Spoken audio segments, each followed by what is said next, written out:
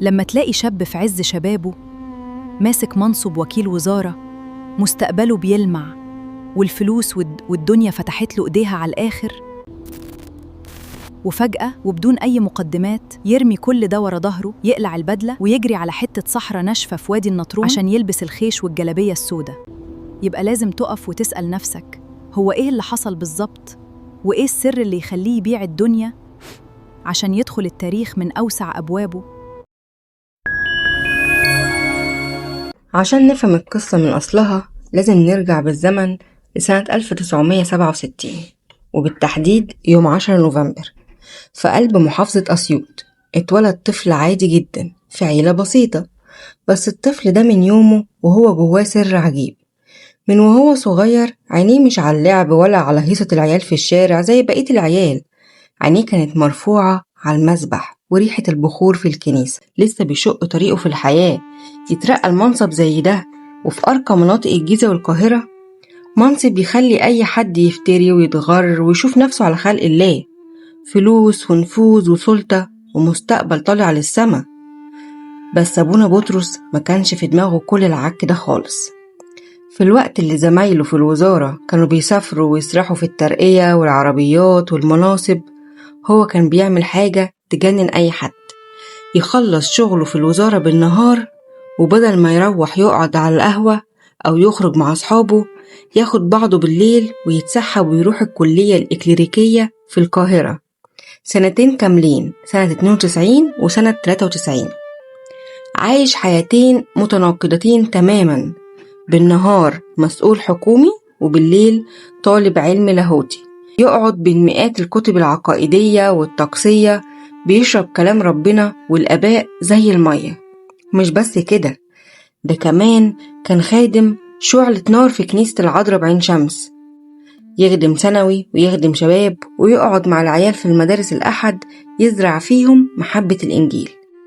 لكن الصراع اللي كان جواه كان بيزيد يوم عن يوم.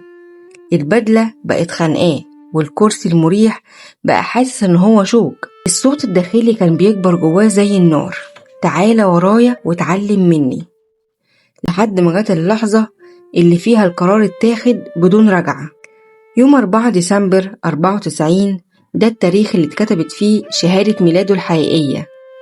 قدم استقالته في الوزارة، قفل صفحة الوزارة والدقي تماما، وخط برجليه جوه دير البراموس بوادي النطرون. ساب كل حاجة ودخل الدير طالب رهبنة، يعملوه زيه زي أي حد، ينظف ويغسل ويخدم الكل، وهو بيختبر طاعته وموت شهواته قدام ربنا. وقعد سنين يتدرج في صلوات وتدريبات الرهبنة الشديدة تحت إرشاد شيوخ البرية، لحد ما جه اليوم اللي كان بيحلم بيه، يوم 28 يونيو 97، وبإيدين مثلث الرحمات البابا شنودة الثالث، وبحضور الأنبا إيسودوروس رئيس الدير، ينسكب قدام المسبح ويترسم راهب باسم أبونا بطرس البراموسي. طب هل القصة خلصت هنا؟ قعد فقليته وقفل على نفسه الباب ولبس الجلابية السوداء وخلاص على كده؟ لا طبعا. الرهبنة عند أبونا بطرس ما كانتش كسل ولا هروب من المسؤولية. الرهبنة عنده كانت حركة وبناء، لأن عقليته علمية جبارة. الدير اداله إدارة المزارع، مسك الأرض واستغل دراسته في كلية الزراعة وعمل ثورة زراعية جوه الدير. ومش بس كده، ده أنشأ مصنع لتجفيف المواد الغذائية جوه دير البراموس عشان يخدم بيه الدير والزوار والمناطق اللي حواليه. يزرع بإيد ويصنع بإيد، وعقله وقلبه شغالين تسبيح وصلوات ما بتفصلش. يترقى قسيس في 16 مارس 2003، وبعدها بكام سنة يترقى لدرجة القمصية في 16 يونيو 2014 بوضع يد الأنبا إيسيزوروس. ولأن الكنيسة ذكية وعارفة قيمة الجوهرة اللي بين إيديها، يوم 27 يوليو 2007 استدعته القيادة الكنسية عشان ينزل قلب العاصمة، يمسك موقع حساس جدا، وكيل حي وسط القاهرة. وهنا بقى أبونا بطرس عمل اللي ما يعملش، عمل مؤسسات كاملة، عمل ثورة علمية ولاهوتية مش طبيعية في القاهرة. أول حاجة أسس مركز مريمورقس للدراسات الليتورجية وكان بيدرس فيه بنفسه مادة اللاهوت الطقسي. أسس مركز القديس كيرلس عمود الدين للدراسات العقائدية واللاهوتية وكان بيشرح فيه أصعب وأعقد النقط العقائدية ببساطة تخلي العيل الصغير يفهمها. تالت حاجة، درس في مركز بولس الرسول للكتاب المقدس، كان بيطلع من الكنيسة دي يدخل المعمل ده ومن المركز ده يروح المعهد ده. حركة علمية ما بتقفش. طب تفتكروا نسي نفسه في أضواء العاصمة والخدمة والشهرة والمناصب؟ أبدا، الراهب الأصيل يفضل قلبه مشتاق لسكون قلعته وحبه لرملة الصحراء. وفي 26 أكتوبر 2013 يرفع إيده بتواضع ويطلب الاعتذار عن الخدمة الخارجية ويقول لهم أنا أديت واجبي، رجعوني لحضن أمي العذراء في دير البراموس.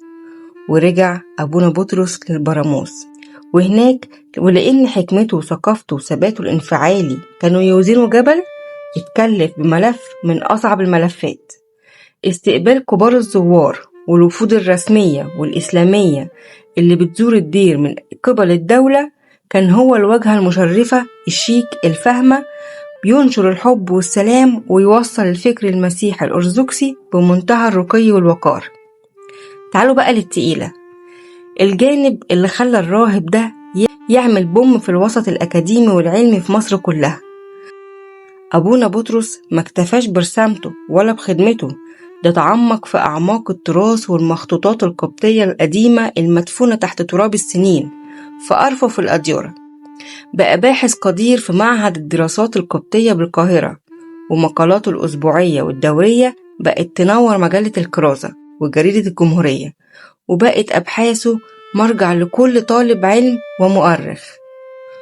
وفي يوم السبت 21 مايو 2022 قاعة المؤتمرات بالكاتدرائية المرقسية بالعباسية تتملي على آخرها أساقفة ودكاترة وباحثين. أبونا وقف ينشر ويناقش رسالة الماجستير بتاعته في قسم العلوم اللاهوتية بمعهد الدراسات القبطية. الرسالة كان عنوانها تدبير الله لخلاص الإنسان حسبما جاء في صلاة الصلح بالقداس الغريغوري، وتحت إشراف قامات علمية كبيرة زي الدكتور سعيد حكيم والدكتور الأرشدياكون رشدي واصف، وبحضور نيافة الأنبا مكاري والدكتور إسحاق عجبان. حصل الراهب على درجة امتياز مع مرتبة الشرف. يسكت؟ لا خالص، طموحه الروحي والعلمي ملوش حدود. في 6 ديسمبر من نفس السنة في 2022 أخذ رسالة ماجستير تانية من كلية الآداب جامعة الإسكندرية في تخصص تحقيق ونشر المخطوطات، وبدأ ينشر أبحاثه في مجلات علمية دولية برا مصر. وما اكتفاش بكده، لكن كمان انضم لهيئة التدريس بمعهد الرعاية والتربية بالأنبرويس يدرس للشباب والخدام مادة تاريخ الألحان الكنسية، لحد ما جينا لليوم التاريخي اللي هز الوسط الأكاديمي كله في مصر. يوم السبت 8 فبراير 2025 جامعة الإسكندرية شهدت حدث محصلش قبل كده في تاريخ الجامعات المصرية.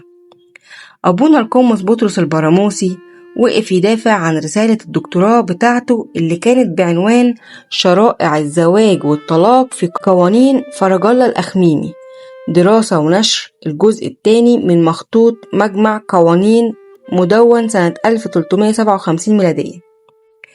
وقدام لجنة من كبار أساتذة التاريخ والآثار والدراسات البيزنطية في مصر والعالم، اتمنح الراهب القمص درجة الدكتوراه بامتياز.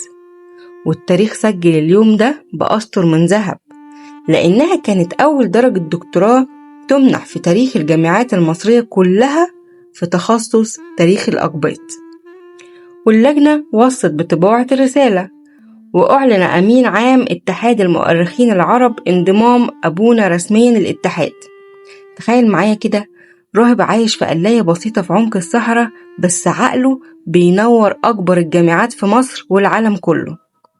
الخلاصة إيه بقى من الحدوتة دي؟ قصة أبونا بطرس البراموسي مش مجرد قصة واحد ساب شغلانة ونجح في دراسته ويا بخت اللي زيه، لأ، دي رسالة موجهة ليك انت وليكي انت بالذات.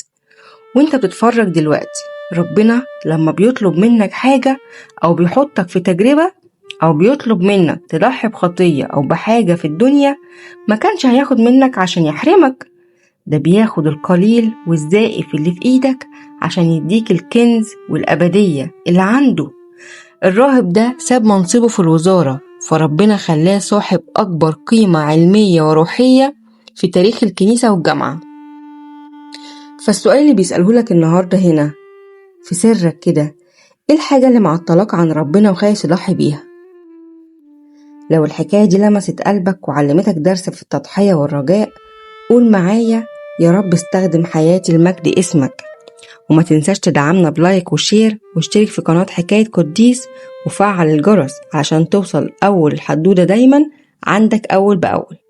بركة صلوات أبونا القمص بطرس البراموسي تكون مع جميعنا، أمين.